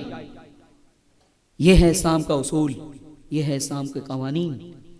اب اس کے بعد ان تمام گفتگو کو سننے کے بعد، اسلام کے ان اصولوں کو سننے کے بعد کسی کے دماغ میں یہ سوال پیدا ہو سکتا ہے کہ اگر اسلام اتنا امن پسند مذہب ہے، ایسی مقدس تعلیمات اپنے ماننے والوں کو دے رہا ہے، تو پھر طالبان کیسے وجود میں آ گئے؟ القاعدہ کیسے وجود میں آ گئے؟ داعش کیسے وجود میں آ گئے؟ سپاہ صحابہ کیسے وجود میں آ گئے؟ لشکر طیبہ کیسے وجود میں آ گئے؟ یہ داڑھی والے، یہ ٹوپی والے، یہ عرب کی وادیوں میں خون بہا رہے ہیں، خون کی ہولی کھیل رہے ہیں اور بڑے دردناک طریقے سے قتل کر رہے ہیں. ایک دہشت طاری ہے دنیا کے اوپر، ایک دہشت طاری ہے دنیا کے اوپر. میرے عزیزوں اور میرے دوستوں، میں دنیا کے سامنے کلیئر کٹ، صاف طور پہ، واضح طور پہ، غیر مبہم طریقے سے یہ واضح کرنا چاہوں گا کہ یہ جو ملا ہیں، یہ جو ایک پرابلم بن گئے ہیں پوری دنیا کے لیے، یہ صرف دنیا کے لیے پرابلم نہیں ہے، یہ خود اسلام کے لیے بھی پرابلم ہے. پیغمبر عرب نے اس گروہ کی پیشن گوئی اپنے دور میں فرما دی تھی کہ ایک گروہ ایسا پیدا ہوگا. کیا فرمایا؟ بخاری میں ہے، مسلم میں ہے، حدیث کی دیگر کتابوں میں ہے کہ ایک گروہ پیدا ہوگا. سرکار نے فرمایا کہ وہ بہت نماز پڑھیں گے، وہ بہت روزہ رکھیں گے، وہ بہت تلاوت کریں گے، وہ بڑے عابد ہوں گے، بڑے زاہد ہوں گے، لیکن فرمایا یمرقون من الدین کما یمرق السهم من الرمیہ، کہ دین سے اس طرح سے نکل جائیں گے جس طرح سے تیر شکار سے نکل جاتا ہے. داڑھی والے، ٹوپی والے، نمازی، روزے دار، تالی، قرآن کی تلاوت کرنے والے، ان کے بارے میں فرمایا کہ یہ اعمال کے اعتبار سے اتنے اچھے ہوں گے، بلکہ صحابہ کے سامنے فرمایا کہ تم جب ان کے اعمال کو دیکھو گے نا تو اپنے اعمال کو حقیر سمجھنے لگو گے کہ ہم کیا نماز پڑھتے ہیں، نماز تو یہ پڑھتے ہیں، ہم کیا روزہ رکھتے ہیں، روزہ تو یہ رکھتے ہیں، ہم کیا تلاوت کرتے ہیں، تلاوت تو یہ کرتے ہیں. لیکن پیغمبر عرب نے فرمایا کہ وہ یمرقون من الدین، اور مسلم شریف میں یہ روایت امام مسلم لائے ہیں تو دین کی جگہ اسلام کا لفظ لائے ہیں کہ یمرقون من الاسلام کما یمرق السهم من الرمیہ، دین سے اس طرح سے نکل جائیں گے جس طرح سے تیر شکار سے نکل جاتا ہے. اور ان کو فرمایا کہ یہ خوارج ہوں گے. کیا ہوں گے؟ خوارج ہوں گے. اور ان کی سب سے بڑی خصوصیت یہ بیان کی کہ وہ مسلمانوں کو بھی مشرک قرار دیں گے اور مسلمانوں کا وہ جو ہے وہ قتل کریں گے. مسلمانوں کو بھی مشرک قرار دیں گے، مسلمانوں کا بھی قتل کریں گے، خون ریزی کریں گے. یہ جو خوارج ہے یہ بظاہر بہت اچھے نظر آئیں گے آپ کو. دنیا تو صرف ان کی داڑھی دیکھ رہی ہے، دنیا صرف ان کی ٹوپی دیکھ رہی ہے، لیکن پیغمبر عرب نے ان کے اور بھی اعمال صالحہ کو کھول کھول کے بیان کر دیا. اس لیے بیان کر دیا کہ ان کے اعمال پہ تم مت جانا. یہ میرے مذہب کے ماننے والے ہونے کا دعویٰ کریں گے، یہ بہت اعمال کے اعتبار سے اچھے نظر آئیں گے، لیکن دین سے نکلے ہوئے ہوں گے، وہ خوارج ہوں گے. اور فرمایا کہ یہ سلسلہ ہمیشہ چلتا رہے گا، ہمیشہ چلتا رہے گا، یہاں تک کہ ان ملاؤں کا یہ کنیکشن، یہ سلسلہ جا کے ملے گا دجال کے ساتھ، اور ان کا حشر دجال کے ساتھ ہوگا. پھر کیا ہوا؟ بخاری میں ہے، مسلم میں ہے. سب سے پہلے حضرت علی رضی اللہ تعالیٰ عنہ سے ان کی جنگ ہوئی. حضرت علی رضی اللہ تعالیٰ عنہ کو سب سے پہلے اس گروہ نے فتویٰ دیا کہ تم مشرک ہو. حضرت امیر معاویہ اور حضرت علی رضی اللہ تعالیٰ عنہ کے درمیان جو اختلاف تھا، اس کی بنیاد پر دونوں کی فوج آمنے سامنے ہو گئی تھی. میدان جنگ میں صلح کی کوشش کی گئی اور دو لوگوں کو حکم بنایا گیا، فیصل بنایا گیا، جج بنایا گیا۔ ایک طرف عمرو بن عاص تھے حضرت امیر معاویہ کی طرف سے، اور حضرت علی کی طرف سے حضرت ابو موسیٰ اشعری تھے۔ یہ دونوں کو جو ہے کہا گیا کہ یہ دونوں حکم بنیں گے، فیصل بنیں گے، یہ جو فیصلہ کریں گے اس کی بنیاد پر یہ جنگ جو ہے وہ نہیں لڑی جائے گی، آپس میں مصالحت ہو جائے گی۔ جیسے ہی تحکیم کا یہ اعلان ہوا، حکم بنانے کا، شریعت کی اصطلاح میں اسے تحکیم کہتے ہیں، یہ جو خوارج کا گروہ تھا نا حضرت علی کی فوج میں، یہ مخالف ہو گیا۔ انہوں نے کہا علی کیا تم نے قرآن کا یہ فرمان نہیں سنا ہے، ان الحکم الا للہ، حکم صرف اللہ کا ہے، حکم صرف اللہ ہے، حاکم حقیقی صرف اللہ ہے، تم نے جو ہے وہ ان کو حکم بنا دیا، تم مشرک ہو گئے۔ تم دونوں نے یہ ارتکاب کر کے، امیر معاویہ نے یا تم مشرک ہو گئے، شرک کا فتویٰ لگایا۔ اور اس کے بعد حضرت علی رضی اللہ تعالیٰ عنہ نے ان سے مقابلہ کیا۔ پھر حضرت علی نے کیا فرمایا؟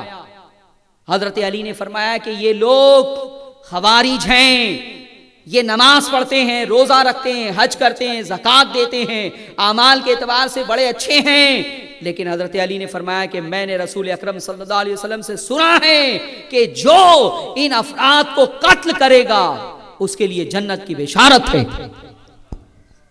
اور ان کی علامت بیان کی، ان کی علامت بیان کی کہ یہ خارجی جو تمہیں اعمال کے اعتبار سے بہت اچھے نظر آئیں گے، فرمایا کہ ظاہری علامت، ایک علامت تو یہ ہوگی کہ ان کا عقیدہ یہ ہوگا کہ صرف ہم موحد ہیں، ہم مومن ہیں، ہم مسلمان ہیں، باقی پوری دنیا مشرک ہے۔ شرک کا فتویٰ خوارج نے سب سے پہلے حضرت علی کو دیا، اور یہ تانا شرک کا آج تک علی کے غلاموں کو سننا پڑ رہا ہے۔ سمجھ میں آئی بات؟ آج تک شرک کا یہ تانا ہمیں سننا پڑ رہا ہے۔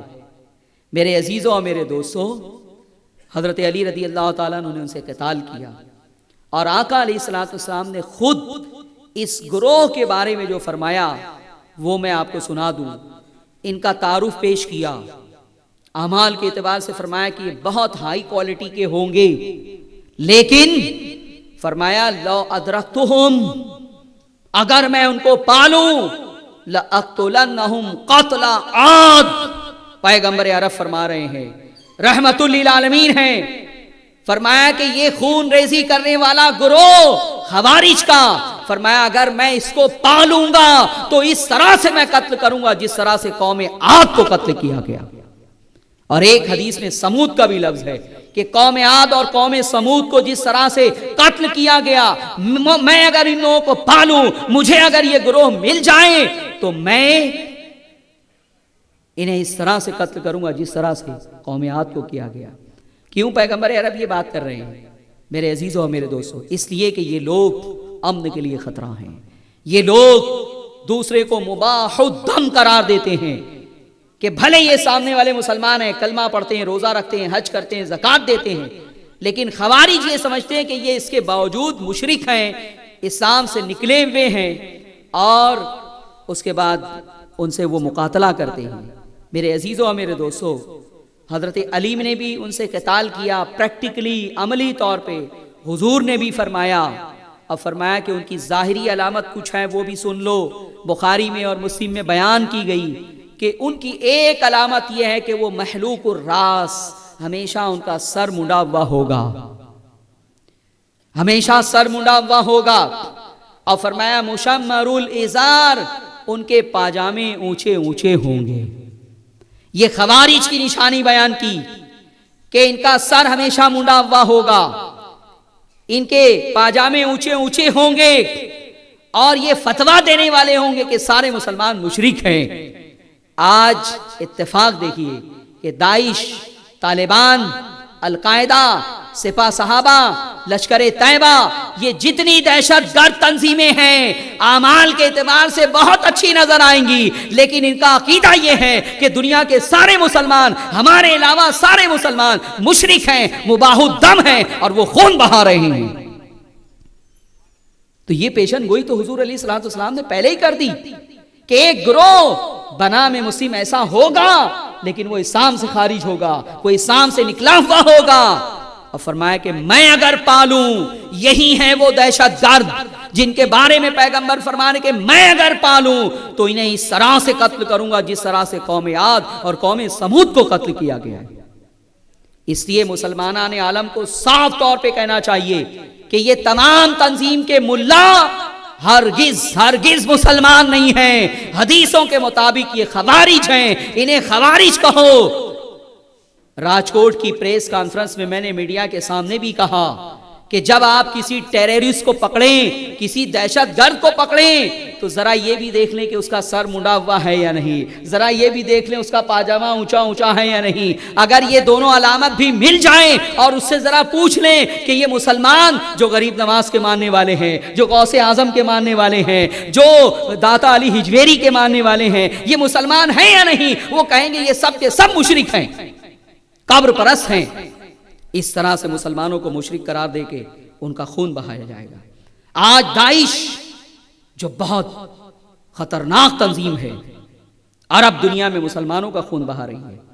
کیا پیغمبر عرب کی ان حدیثوں کی بنیاد پہ ان کی حیثیت ہمیں سمجھ میں نہیں آ رہی ہے؟ مسلمانوں کا خون بہا رہی ہے یہ دہشت گرد۔ کیوں مسلمان ہو کے مسلمانوں کا خون بہا رہے ہیں؟ اس لیے کہ مسلمان ہے ہی نہیں پیغمبر عرب کے قول کے مطابق۔ اور میں نے میڈیا سے یہ بھی سوال کیا کہ اگر آپ کو میری باتوں پہ یقین نہ آئے تو آپ مجھے بتائیں کہ گزشتہ سال 16 دسمبر کو پاکستان کے ایک اسکول کے اوپر اٹیک ہوا، دہشت گردانہ اٹیک۔ وہ اٹیک کرنے والے کون تھے؟ وہ حملہ کرنے والے کون تھے؟ اور جن کے اوپر اٹیک کیا گیا وہ کس کے بچے تھے؟ اس اسکول میں ننھے بچے پڑھتے تھے، ننھے بچے تھے۔ بڑی بے دردی کے ساتھ بے شمار بچوں کو بھون دیا انہوں نے۔ یہی علامت تو خوارج کی رسول اکرم صلی اللہ علیہ وسلم نے بیان کی ہے کہ اعمال بہت اچھے ہوں گے بظاہر، لیکن وہ خون بہائیں گے مسلمانوں کا۔ اس کے بعد آج انہوں نے ملک شام میں کیا ماحول بنا رکھا ہے۔ کئی لاکھ مسلمان اب تک شہید ہو چکے ہیں، مارے جا چکے ہیں، کئی لاکھ بے گھر ہو چکے ہیں، بے شمار مزارات کو انہوں نے ڈھایا ہے۔ وہ صاف طور پہ اعلان کرتے ہیں کہ یہ بزرگوں کے مزارات مندر ہیں، مندر، اور انہیں جو ہے وہ توڑنا، ختم کرنا ہماری ذمہ داری ہے۔ کئی مزارات پر بم برسایا گیا، اور آج بھی ایسے ملاؤں کی تقریر انٹرنیٹ پہ آپ کو مل جائے گی جو یہ کہہ رہے ہیں کھل کے کہ یہ غریب نواز کا مقبرہ، یہ داتا علی ہجویری کا مزار، یہ بزرگان دین کی قبریں، یہ مندر ہیں۔ ہندوؤں کے مندر کو بعد میں جو ہے وہ اڑاؤ، پہلے ان مسلمانوں کے مندروں کو بم سے اڑا دو۔ کیا ملاؤں کی یہ تقریر جو میں کوٹ کر رہا ہوں انٹرنیٹ پہ موجود نہیں ہے؟ وہ مسلمانوں کو مشرک قرار دے رہے ہیں، مسلمانوں کے لیے مصیبت بنے ہوئے ہیں۔ اور اس کے بعد میرے عزیزوں اور میرے دوستوں، مسلمانوں کا ہی خون بہا رہے ہیں۔ آج وہ تصویر آپ نے دیکھی ہے جس نے دنیا کے کروڑوں اربوں انسانوں کے دل کو دہلا دیا۔ کون سی تصویر؟ ایک بچے کی تصویر جس کا نام ایلان تھا، کردی تھا وہ۔ اس کی لاش سمندر میں بہتے ہوئے ایک ساحل پر آئی تھی، اور جب دنیا نے اسے دیکھا تو پوری دنیا دہل گئی تھی۔ میڈیا نے جو ہے وہ اسے بہت کوریج دیا، پوری دنیا یہ سوچ رہی تھی کہ ظلم کی انتہا یہ ہو چکی ہے۔ وہ کیا تھا؟ ملک شام میں یہ دہشت گرد تنظیم داعش، اس نے جو ظلم ڈھایا ہے اس کی بنیاد پہ لوگ وہاں سے بھاگ رہے ہیں۔ یہ جو ایلان نامی بچہ تھا، اس کی ماں، اس کا باپ اور اس کے بھائی بہن، وہ سب ایک کشتی میں بیٹھ کے ملک شام سے نکل کے یورپ کے علاقے میں پناہ لینے کے لیے جا رہے تھے۔ سمندر میں طوفان آ گیا، ان کی کشتی الٹ گئی، ایلان کی ماں اور اس کے بھائی سب ڈوب گئے، سب مر گئے، صرف اس کا باپ بچا تھا آنسو بہانے کے لیے، میڈیا کو انٹرویو دینے کے لیے۔ پھر اس نے بتایا کہ داعش کے ظلم سے بچنے کے لیے، ان کے شر سے بچنے کے لیے میں اپنے کنبے کو لے کے یہاں سے نکلنا چاہ رہا تھا کہ شاید اللہ کی زمین پر کہیں اور مجھے سکون مل جائے، امن مل جائے، نجات مل جائے، لیکن اس حادثے نے میری پوری دنیا تباہ کر دی۔ میری بیوی میرے سامنے جو ہے وہ غوطہ کھاتے کھاتے مری ہے، میرے ننھے ننھے بچے میری نگاہوں کے سامنے پانی میں ڈوبتے ہوئے میں نے دیکھا ہے۔ صرف میں بچا ہوں ماتم کرنے کے لیے، آنسو بہانے کے لیے، اور تمہیں یہ حالات بتانے کے لیے۔ اب وہی کشتی کے ڈوبے ہوئے افراد تھے، انہیں بہت سارے لوگوں کو وہاں سے نکال لیا گیا، لیکن اعلان اس بچے کی لاش وہاں ساحل پر آئی تھی، اور پھر دنیا نے اسے دیکھا تھا، اور دنیا جو ہے وہ غمزدہ ہو گئی تھی۔ یہ کس کی وجہ سے ہوا؟ آج لاکھوں افراد جو شام سے نکل کے یورپ جا رہے ہیں، عیسائیوں کا علاقہ ہے یورپ، کرسچین کا علاقہ ہے یورپ، لیکن جرمنی نے کہا کہ ہم پناہ دیں گے تمہیں، فرانس نے کہا کہ ہم پناہ دیں گے تمہیں، برطانیہ نے کہا کہ ہم پناہ دیں گے تمہیں، اور سب نے ایک لمٹ دی۔ کسی نے 5,000، کسی نے 10,000، کسی نے 15,000، کسی نے 20,000۔ یورپ کے ممالک نے کہا کہ ہم اپنے ملک میں تمہیں پناہ دیں گے، آؤ۔ بہت سارے شام سے نکل کے، شام کے عرب کے مسلمان یورپ کی سرزمین پہ جا رہے ہیں پناہ لینے کے لیے۔ ایک مستشرق نے ان حالات کو دیکھ کے کہا تھا کہ یہ لوگ عرب سے نکل کے یورپ آ رہے ہیں، یورپ عیسائیوں کا ملک ہے، پناہ حاصل کرنے کے لیے، اسائلم حاصل کرنے کے لیے یہ یہاں آ رہے ہیں، جبکہ کعبہ ان کے بہت قریب تھا، جبکہ کعبہ ان کے بہت قریب تھا۔ کتنا بڑا طنز کیا ہے، سمجھ سکے آپ؟ اس عیسائی نے کتنا بڑا طنز کیا ہے کہ کیوں تم شام میں رہتے ہو، سعودیہ نے تمہیں پناہ نہیں دی، کعبہ میں تم کو پناہ نہیں ملی، کویت میں تم کو پناہ نہیں ملی، یو اے ای نے تم کو پناہ نہیں دی، یمن نے تمہیں پناہ نہیں دی۔ وہ پوچھ رہے ہیں کہ عرب دنیا کیا کر رہی ہے؟ یہ شام کے رہنے والے بھی عرب ہیں، اور یہ ساری کنٹری جو ہے وہ عرب کنٹری ہے، 22 کنٹری ہے عربوں کی، 22 کنٹری ہے، کوئی ان کو پناہ نہیں دے رہا ہے۔ مصر نے اپنا دروازہ بند کر دیا، اردن نے اپنا دروازہ بند کر دیا، اور تمام عرب ممالک نے ان سے منہ پھیر لیا۔ عیسائی ان کو پناہ دے رہے ہیں، اور یہ تانا ہمیں سننا پڑ رہا ہے کہ یہ جو ہے وہ مسلمان ہے، کعبہ بہت قریب تھا، اسے چھوڑ کر یہاں آئے ہیں۔ تو اس لیے میرے عزیزوں اور میرے دوستوں، یہ جو کچھ کر رہے ہیں طالبان، داعش، لشکر طیبہ، القاعدہ، سپاہ صحابہ، پاکستان کی دہشت گرد تنظیمیں، افغانستان کی دہشت گرد تنظیمیں، اور شام کی یہ دہشت گرد تنظیم داعش۔ یہ داعش کیا ہے؟ دال الف عین شین، دولت اسلامیہ، عراق و شام، اس کا وہ ہے شارٹ ہے۔ یہ دال سے دولت ہے، الف سے اسلامیہ ہے، عین سے عراق ہے، شین سے شام ہے، اس کا مخفف بنایا گیا ہے داعش، کہ یہ مشترکہ جو ہے وہ ان کا پلیٹ فارم ہوگا۔ اگر انہیں جو ہے وہ قدرت حاصل ہو گئی، انہیں اگر تسلط حاصل ہو گیا، یا اگر قابض ہو گئے عرب پر، تو یہ مشرکوں کو بعد میں قتل کریں گے، سب سے پہلے یہ ہمیں قتل کریں گے۔ اس لیے آج کی اس دہشت گرد مخالف کانفرنس میں ہم ان تمام لوگوں کی مذمت کرتے ہیں۔ ہاتھ اٹھائیں آپ۔ داعش مرد آباد، بولیے طالبان مرد آباد، القاعدہ مرد آباد، داعش مرد آباد، سپاہ صحابہ مرد آباد، لشکر طیبہ، مرد آباد۔ اسلام ان سے اپنی برات کا اعلان کرتا ہے کہ ان ملاؤں کو دیکھ کر کوئی اسلام کو پہچاننے کی کوشش نہ کرے، یہ اسلام کے نمائندہ نہیں ہیں، یہ لوگ خوارج ہیں، اور یہ فتنہ پھیلا رہے ہیں، خون ریزی کر رہے ہیں، اور ان کے بارے میں پیغمبر عرب نے بہت پہلے کہہ دیا ہے۔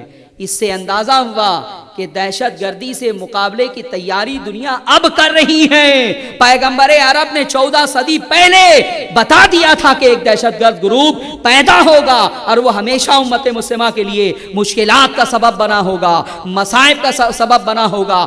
عرب دنیا میں عربوں کو ہی یہ مار رہے ہیں، انہیں تباہ کر رہے ہیں، انہیں برباد کر رہے ہیں۔ اور میں آپ کو یہ بھی بتا دوں کہ یہ سب کچھ جو ہو رہا ہے عرب دنیا میں، یہ ہمارے دشمن یہود و نصارہ کروا رہے ہیں، اس لیے کہ اسرائیل کو خطرہ ہے، کہ عرب میں اگر اتحاد ہوا، عرب میں امن قائم ہوا، عرب اگر مضبوط ہوئے ٹیکنالوجی کے اعتبار سے، ہتھیار کے اعتبار سے، تعلیم کے اعتبار سے، تو پھر یہ ہمارے اوپر اٹیک کر سکتے ہیں، ہمارے وجود کو مٹا سکتے ہیں۔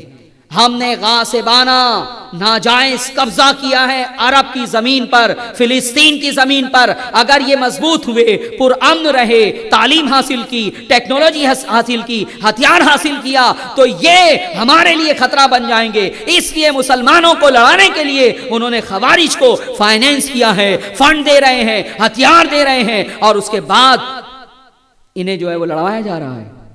ہم ان سے برات کا اعلان کرتے ہیں کہ یہ لوگ مسلمان نہیں ہیں۔ اسلام امن کا مذہب ہے، اسلام معاشی کا مذہب ہے، اسلام انسانیت کا مذہب ہے۔ ہندوستان میں برادران وطن سے میں کہوں گا کہ وہ اسلام کے بارے میں اس طرح کی رائے دینے سے پہلے اسلام کا مطالعہ کریں، اسلام کی اسٹڈی کریں، اسلام کے اصولوں کا جو ہے وہ مطالعہ کریں، اور اس کے بعد مجھے امید ہے کہ اگر کوئی اسلام کا مطالعہ کرے گا تو وہ مسلمان ہوئے بغیر نہیں رہ سکتا۔ اسلام کے خلاف جتنی شدید دشمنی ہوتی ہے کسی کے دل میں، جب وہ اسلام کا مطالعہ کرتا ہے نا تو اتنا ہی اسلام کا عاشق ہو جاتا ہے۔ ورلڈ ٹریڈ سینٹر کے اوپر حملے کے بعد یہ حملہ کروایا ہی گیا تھا ہمارے خلاف محاذ بنانے کے لیے، امت مسلمہ کے بارے میں دنیا کی رائے کو خراب کرنے کے لیے، اور دنیا کے دل میں غیظ و غضب پیدا کرنے کے لیے، اسی لیے کروایا گیا تھا۔ بہت سارے عیسائی ہاٹ ہو گئے تھے کہ اسلام کے ماننے والے یہ کرتے ہیں، اسلام کے ماننے والوں نے اس طرح سے خاک و خون میں تڑپایا، اسلام کے ماننے والوں نے پلین ہائی جیک کیا۔ لیکن میرے عزیزوں اور میرے دوستوں، بہت سارے لوگ انہوں نے قرآن کا مطالعہ کرنا شروع کیا کہ ابھی تو سنی سنائی بات ہے، قرآن کا ہم مطالعہ کریں گے، قرآن میں اگر اصول مل گئے غارت گری کے تو ہم اسلام کے خلاف اور منظم ہو جائیں گے۔ لیکن جب انہوں نے قرآن کا مطالعہ کیا تو اللہ اکبر، بے شمار اسلام کے اعداء، اسلام کے دشمن جو اسٹڈی اس نیت سے کر رہے تھے، وہ سب کے سب اسلام ہی کی زلف گراہگیر کے اسیر بن گئے۔ سبحان اللہ، نعرہ تکبیر، نعرہ رسالت، علماء اہل سنت۔ تو یہ اسلام کی طرف ان کو منسوب نہ کیا جائے۔ میڈیا ایک سازش کے ذریعے کسی بھی اٹیک پر مسلمانوں کا نام لینے لگتا ہے۔ آپ کو پتا ہے کہ ہندوستان میں ایک دہشت گرد تنظیم ہے، بہت بڑی تنظیم، بہت خطرناک تنظیم، اس کا نام ہے موئس۔ یوٹیوب پہ اور سوشل میڈیا پر آپ دیکھ سکتے ہیں۔ یہ اتنی خطرناک ہے کہ کئی ڈسٹرکٹ میں، ملک کے کئی علاقوں میں ان کا نیٹ ورک ہے، اور یہ تباہ کن حملے کرتے ہیں۔ یہ کون ہے موئس؟ یہ ہندو تنظیم ہے۔ وہ اٹیک کرتے ہیں، وہ خاک و خون میں تڑپاتے ہیں، لیکن جب بھی موئس کے لوگ کسی علاقے میں حملہ کرتے ہیں تو یہ نہیں کہا جاتا کہ ہندو دہشت گردوں نے یہ کیا، ہندو سنگٹھن نے یہ کیا، بلکہ کہا جاتا ہے نکسلیوں نے یہ کر دیا۔ نام نہیں لیا جاتا مذہب کا، اور نام کے مذہب کے حوالے سے ان کی بات نہیں کی جاتی۔ اور جب اس طرح کے خوارج کوئی حملہ کرتے ہیں، کوئی اٹیک کرتے ہیں اور بے قصور انسانوں کا خون بہاتے ہیں تو کہا جاتا ہے اسلامی دہشت گردی، اسلامی دہشت گرد۔ یہ ظلم ہے، یہ ذاتی ہے۔ میں نے اسلام کی وکالت بہت واضح طور پر کر دی ہے۔ اللہ تعالیٰ تمام لوگوں کو عقل سلیم عطا فرمائے، جن کے دل میں اسلام کا بغض ہے، اناد ہے، انہیں اسلام کی اسٹڈی کرنے کی اور مطالعہ کرنے کی توفیق عطا فرمائے۔ انشاءاللہ اگر وہ اسٹڈی شروع کر دیں تو پھر انشاءاللہ وہ اسلام کے شہدائی بن جائیں گے۔ اور یہ ہوا ہے۔ ایک بہت مختصر سی تقریر میں نے کی تھی 20 دسمبر کو پولیس کی میٹنگ میں، جہاں برادران وطن بھی تھے۔ وہ میٹنگ جلوس کے حوالے سے تھی کہ مسلمانوں جلوس امن سے نکالنا، امن کی بات کرتے ہوئے اسلام کا اصول امن میں نے بیان کیا۔ اس سٹیج پر کچھ ہندو آ گئے اور انہوں نے کہا کہ مولانا یہ جو کچھ آپ نے بیان کیا ہے یہ اسلام سکھاتا ہے؟ میں نے کہا ہاں یہ اسلام سکھاتا ہے۔